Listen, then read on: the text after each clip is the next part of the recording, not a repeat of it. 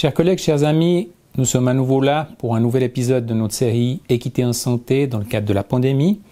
Et c'est un plaisir d'introduire notre nouvelle invitée qui est la docteure Nicole Valentine.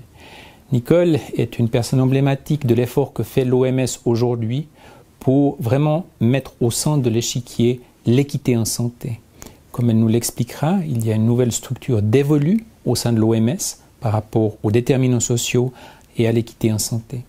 C'est une personne qui a beaucoup fait dans le monde international en tant qu'économiste, mais aussi en tant que spécialiste de la santé publique. Et comme vous le verrez, ce sera extrêmement intéressant de comparer, de contraster ses propos par rapport à ce que nos précédents invités ont pu nous dire. Donc bienvenue et beaucoup de plaisir. Good afternoon, Nicole.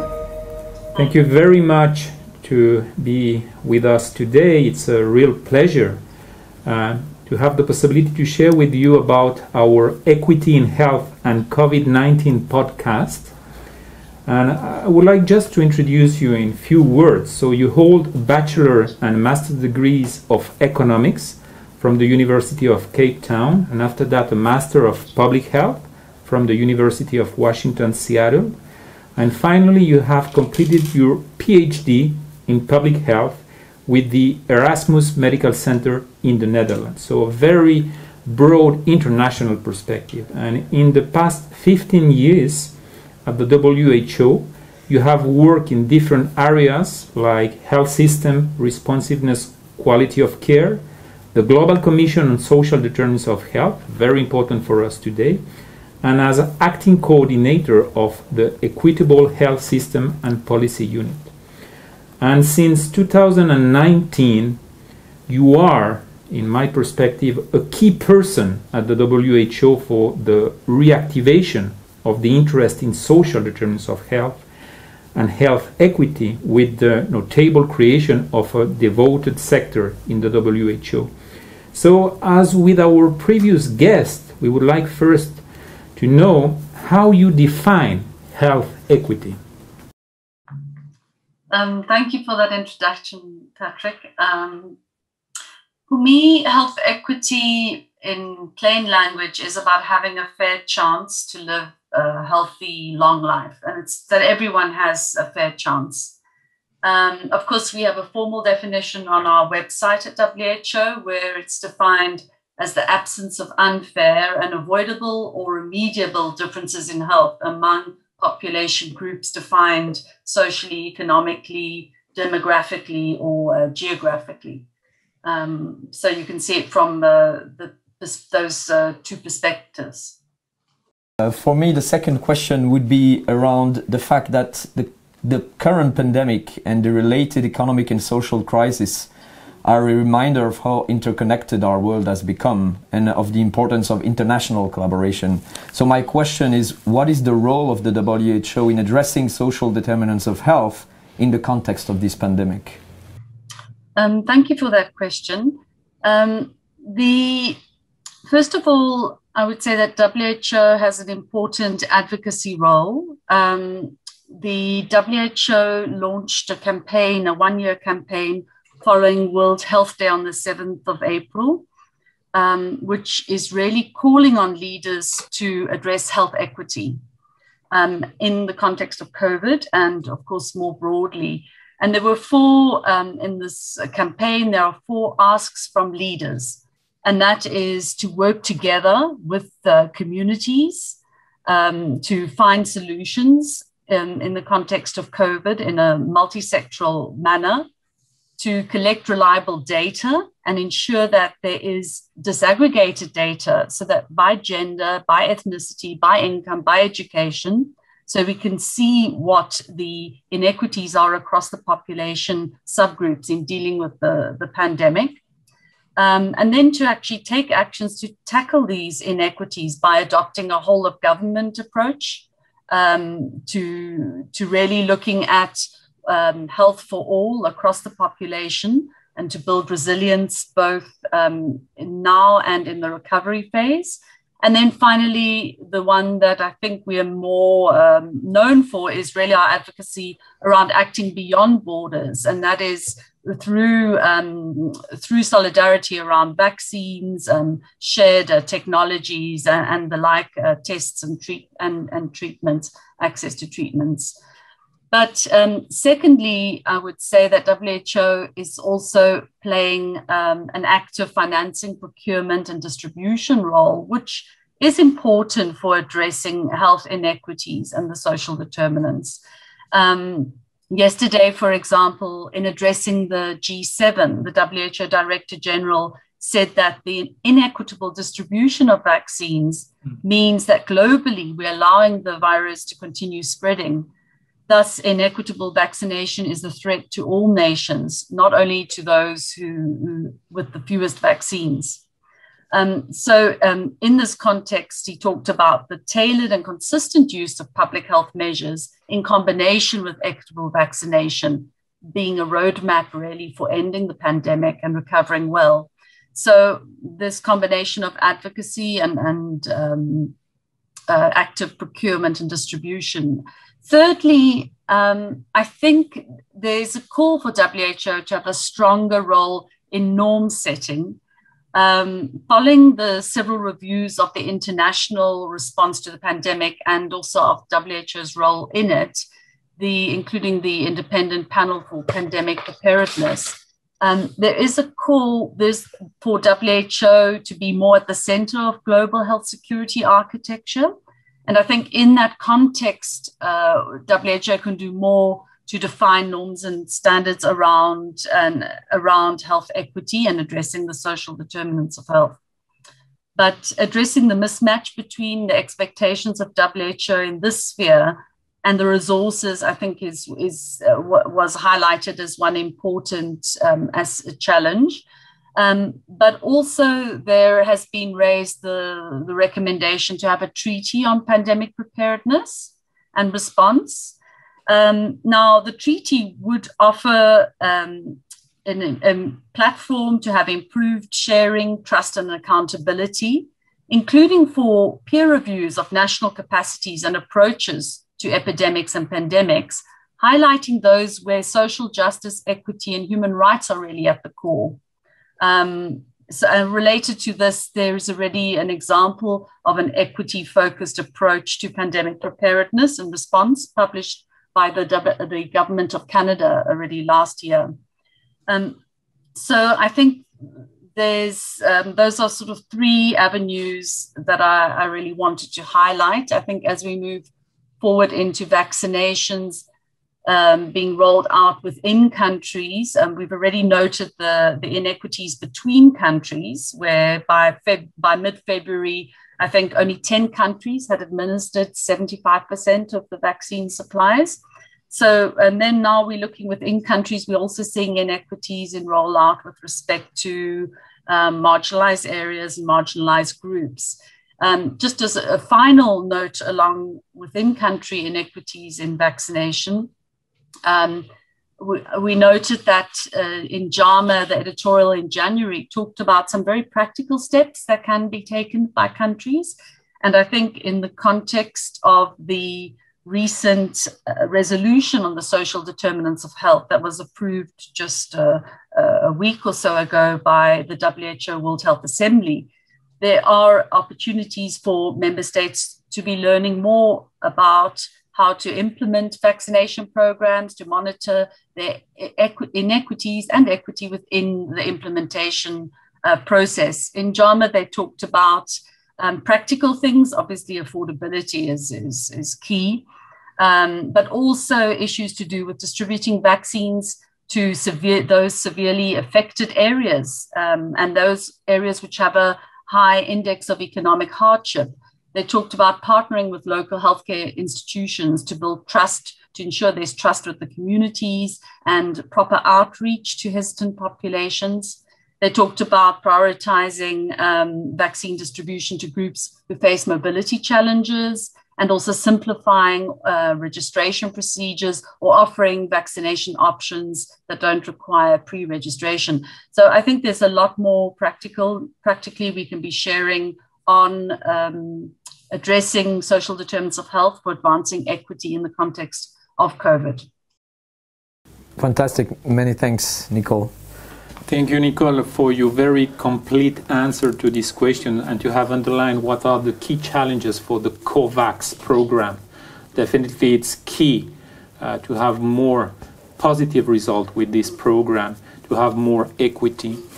Recently, there was a webinar, I think three weeks ago, entitled WHO's Multi-Country Spatial Initiative for Action on the Social Determinants of Health for Advancing Equity, with the participation of course, Professor Michael Marmot, Latin American health ministers, Swiss speakers, and the Secretary General of the Latin American Domestic Workers Confederation. From your perspective, what were the main messages that emerged during this interesting webinar? Okay, thank you. Thank you very much. I might get into trouble with my economics colleagues for some of my response here. But for me, the first key message was that as WHO, we really need to support countries better to have public policies on the determinants of health that really put people at the center. This is in line, obviously, with our principles for primary health care. But I take the example of the pandemic. We need to put people at the center, not businesses and economic interests, because in a sense, it's really business and economic interests are important, but the economy is there to serve people and not the other way around. There is also no need to consider these two issues necessarily as trade-offs, because this is the philosophy underpinning the economy of well-being, that there is synergies to be found between the economy and the well-being of people. So what really struck me as we were talking in the webinar was that we're often finding that those with the strongest voices are often representing a few economic interests in deciding the trajectory of measures to address the pandemic or to control the spread, and that many actors who also are being perhaps more hit by the pandemic have very small voices. And this imbalance, I think, was revealed in the example from the webinar where we discussed the role of the domestic workers and the impact that the pandemic is having on domestic workers in Latin America. Now, as part of the economy, domestic workers in Latin America, in terms of numbers, families, and children whose lives and livelihoods depend on this type of work, is actually quite a large group. But at the same time, there's no strong economic actor defending their interests in the public policy discussions about the pandemic. And this is why I was glad to have the NGO that supports their interest represented in the webinar, because they obviously have a right to work safely and to take sick leave like others do, and their voices are not heard. So really, for me, the first key message was really about putting people at the center for solutions to the pandemic. A second key message for me was also the importance of fostering a partnership spirit across government agencies beyond health. So in order to address health equity. For that reason, I was quite delighted that the Minister from Social Welfare and Human Development from Costa Rica presented on the panel. I think a socially aware health sector is very important for health equity. This was also illustrated by Professor Borderman's presentation. If the health sector focuses only on the efficacy of medical interventions and not, for example, on the full supply and demand chain, then there's no equity in who's deciding what investments are going into which medical remedies and who is getting access to these remedies. So even at the level of the health services, decisions taken take place in an important social, economic, and political context. And it really is about human development. And then when we look at primary prevention, health actors need to be in partnership with other government leaders in other sectors so that some of the solutions to health service access problems can also emerge, but also to support decisions to address multi-sectoral problems related to social protection, sick leave, conditions at work, etc., food security, and so on. So the two key messages for me are, one, people at the center, and partnerships, which really are very prominent in the Sustainable Development Agenda. Thank you, Nicole. And in a recent paper entitled Improving Pandemic Response, Global Lessons and Cultural Insights from COVID-19, Professor David Napier stated that in the current pandemic setting, leaders should mobilize shared values to increase support for public health efforts. What would be your views and the WHO's views on this? Yes, I would agree with this. To some extent, the key messages I took from the webinar are also talking about shared values, the value of people-centered policy development and valuing all people equally. In the WHO Commission on the Social Determinants of Health that Patrick referred to in the introduction, which took place between 2005 and 2008, the conceptual framework that summarized the evidence on health equity actually placed a very important emphasis on norms and values as part of structural drivers of health inequities in societies. This is why I say that having an outward-oriented health sector, which is socially aware, is so important. Social norms are going to be affecting the norms within the health sector, including private health sector business norms, labor practices with nurses. And we know, for example, in the pandemic, how impacted the frontline social and healthcare workforce has been, as well as going to affect the norms also about the experiences people have in their neighborhoods and their daily lives. And I think there are many examples of where changing shared values at a behavioral level have been called for. For example, shared values regarding the unacceptability of secondhand smoking, I think has become part of the extension of the anti-tobacco movement, and it's become quite acceptable. Many restaurants, many local governments have implemented laws around that. But now I think what the pandemic is challenging us for is developing a more fundamental shared value around how we are dealing with health emergencies.